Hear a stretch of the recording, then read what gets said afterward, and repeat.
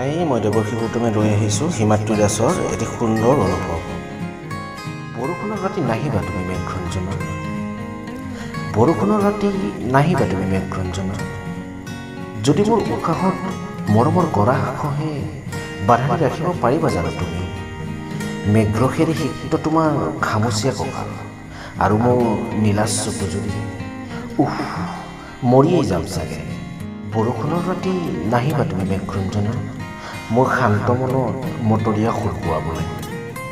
টোপাল টোপালকৈ নামি অহা বৰষুণৰ শব্দ আৰু মোৰ বাঢ়ি অহা বুকুৰ ধপধপনি, বিজুলীৰ চিকচিকনি, আলো আন্ধাৰত জিলিকি উঠা তোমাৰ সুকোমল মুখনি। আহ, কি যে মায়াখনা ৰাতি। ঐ পাগলী, সঁচাই কৈছোঁ, বৰষুণৰ ৰাতি নাহিবা তুমি, বৰষুণৰ ৰাতি নাহিবা তুমি মোক জ্বলাই মাৰিবলৈ।